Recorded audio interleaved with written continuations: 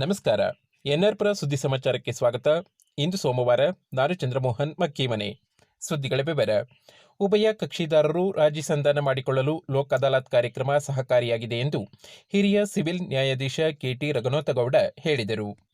ಅವರು ಶನಿವಾರ ನ್ಯಾಯಾಲಯದ ಸಭಾಂಗಣದಲ್ಲಿ ನಡೆದ ರಾಷ್ಟ್ರೀಯ ಲೋಕ್ ಅದಾಲತ್ ಕಾರ್ಯಕ್ರಮದ ಅಧ್ಯಕ್ಷತೆ ವಹಿಸಿ ಮಾತನಾಡಿ, ಲೋಕ್ ಅದಾಲತ್ನಲ್ಲಿ ಬ್ಯಾಂಕ್ ಸಾಲ ವಸೂಲಾತಿ, ಚೆಕ್ ಅಮಾನ್ಯ ಪ್ರಕರಣಗಳು, ಕಾಯಂ ಜನತಾ ನ್ಯಾಯಾಲಯದ ಪ್ರಕರಣಗಳು, ರಾಜಿ ಆಗಬಲ್ಲ ಸಿವಿಲ್ ಪ್ರಕರಣಗಳು, ಸಾಲ ವಸೂಲಾತಿ ಪ್ರಕರಣಗಳನ್ನು ರಾಜಿ ಸಂಧಾನದ ಮೂಲಕ ಇತ್ಯರ್ಥ ಮಾಡಿಕೊಳ್ಳಬಹುದಾಗಿದೆ.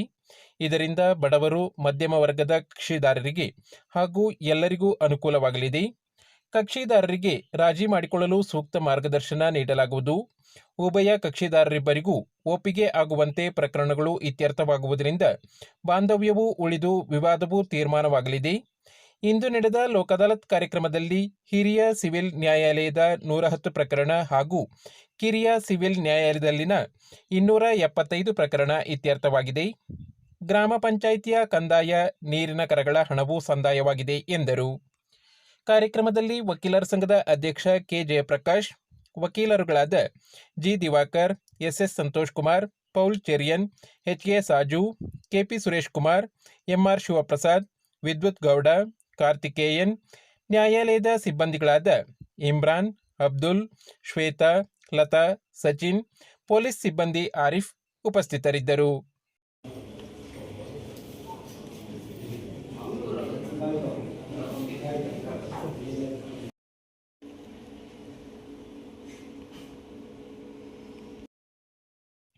ಮಳೆಗಾಲ ಪ್ರಾರಂಭವಾಗುತ್ತಿದ್ದಂತೆ ಎನ್ಆರ್ಪುರದಿಂದ ಶಿವಮೊಗ್ಗಕ್ಕೆ ಹೋಗುವ ಮುಖ್ಯ ರಸ್ತೆಯಲ್ಲಿ ಬರುವ ಮೆಣಸೂರು ಹೊಸ ಸೇತುವೆ ಮೇಲೆ ನಿಂತರೆ ಸಣ್ಣ ಜಲಪಾತವೊಂದು ಗೋಚರವಾಗುತ್ತದೆ. ಎನ್ಆರ್ಪುರಕ್ಕೆ ಶಾಶ್ವತ ಕುಡಿಯುವ ನೀರಿಗಾಗಿ ನಿರ್ಮಿಸಿರುವ ಸಣ್ಣ ಬ್ಯಾರೇಜ್ ಕಳೆದ 4 ದಿನ ಸುರಿದ ಭಾರೀ ಮಳೆಗೆ ಮಿನಿ ಜಲಪಾತ ಸೃಷ್ಟಿಯಾಗಿತ್ತು. ಬ್ಯಾರೇಜ್ ಮೇಲಿನಿಂದ ಧುಮುಕುವ ನೀರು ನೊರೆನೊರೆಯಾಗಿ ಕೆಳಗೆ ಬೀಳುವ ದೃಶ್ಯ ರೋಮಾಂಚನವಾಗಿತ್ತು. ಬ್ಯಾರೇಜ್ನಿಂದ ಕೆಳಗೆ ಬಿದ್ದ ನೀರು ಹಾವಿನಂತೆ ಹರಿದು ಭದ್ರಾ ಹಿನ್ನೀರಿಗೆ ಸೇರಲಿದೆ. ಮೀನುಗಾರರು ಕೆಳಗೆ ಧುಮುಕಿದ ನೀರಿಗೆ ಬಲೆ ಬೀಸಿ ಮೀನು ಹಿಡಿಯಲು ಬರುತ್ತಾರೆ. ಈ ಮಿನಿ ಜಲಪಾತದ ದೃಶ್ಯವನ್ನು ಕಲಾವಿದ ಅಭಿನವ್ ಗಿರಿರಾಜ್ ತಮ್ಮ ಮೊಬೈಲ್ನಲ್ಲಿ ಸೆರೆ ಹಿಡಿದಿದ್ದಾರೆ.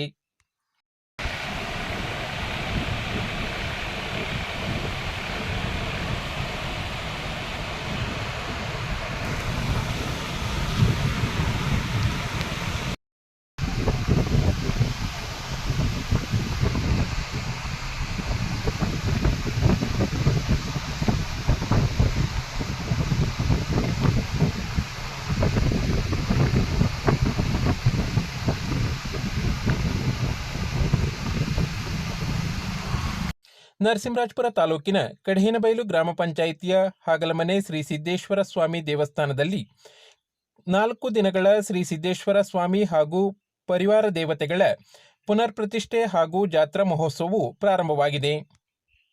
ಶನಿವಾರ ಸಂಜೆ ಧ್ವಜಾರೋಹಣದೊಂದಿಗೆ ಜಾತ್ರಾ ಮಹೋತ್ಸವ ಪ್ರಾರಂಭವಾಗಿದ್ದು, ಶ್ರೀ ಅಂತರಘಟ್ಟಮ್ಮ ದೇವರನ್ನು ಪಲ್ಲಕ್ಕಿ ಉತ್ಸವದಲ್ಲಿ ಶ್ರೀ ಸಿದ್ದೇಶ್ವರ ಸ್ವಾಮಿಯ ಸನ್ನಿಧಿಗೆ ಕರೆತರಲಾಯಿತು. ಭಾನುವಾರ ಬೆಳಗಿನ ಜಾವ ಶ್ರೀ ಸಿದ್ದೇಶ್ವರ ಸ್ವಾಮಿಯ ಪ್ರತಿಷ್ಠಾಪನೆ, ಗಂಗಾ ಪೂಜೆ, ಗಂಗಾ ಪ್ರವೇಶ ಹಾಗೂ ಇತರ ಧಾರ್ಮಿಕ ಕಾರ್ಯಕ್ರಮಗಳು ನಡೆಯಿತು. ನಂತರ ನಾಗ ಪ್ರತಿಷ್ಠೆ, ಇತರ ಹೋಮಗಳು ನಡೆಯಿತು. ಮಧ್ಯಾಹ್ನ ಅನ್ನ ಸಂತರ್ಪಣೆ, ಸಂಜೆ ಚಂಡಿಕಾ ಹೋಮ ನಡೆಯಿತು. ಸೋಮವಾರ ವಿವಿಧ ಧಾರ್ಮಿಕ ಕಾರ್ಯಕ್ರಮಗಳಿದ್ದು, ಬ್ರಹ್ಮ ಕಲಶೋತ್ಸವ, ರುದ್ರಹೋಮ, ಮೃತ್ಯುಂಜಯ ಹೋಮ ನಡೆಯಲಿದೆ. ನಂತರ ಶ್ರೀ ಸಿದ್ದೇಶ್ವರ ಸ್ವಾಮಿ ಹಾಗೂ ಶ್ರೀ ಬೀರಲಿಂಗೇಶ್ವರ ಸ್ವಾಮಿಯ ಪಲ್ಲಕ್ಕಿ ಉತ್ಸವ ನಡೆಯಲಿದೆ.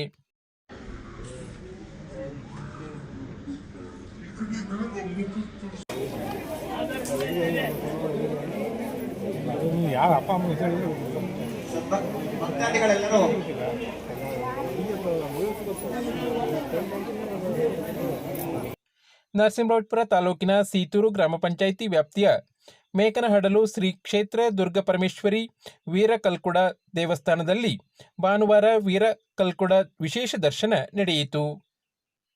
ನೂರಾರು ಭಕ್ತರು ಪಾಲ್ಗೊಂಡು ವಿಶೇಷ ಪೂಜೆ ಸಲ್ಲಿಸಿ ದೇವರ ಮುಡಿಗಂಧ ಪ್ರಸಾದ ಸ್ವೀಕಾರ ಮಾಡಿ ಅನ್ನದಾಸೋಹ ಮಾಡಿದರು.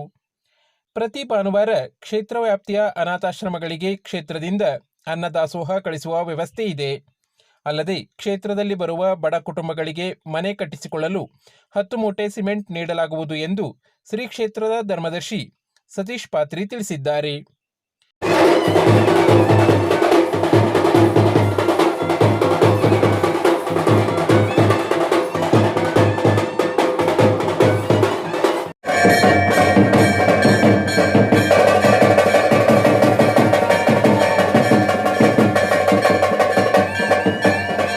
ಪ್ರತಿನಿತ್ಯ ತಾಲೂಕಿನ ಸುದ್ದಿ ಸಮಾಚಾರಗಳಿಗೆ ನೋಡ್ತಾ ಇರಿ ಎನ್ಆರ್ ಪ್ರ ಸುದ್ದಿ ಸಮಾಚಾರ.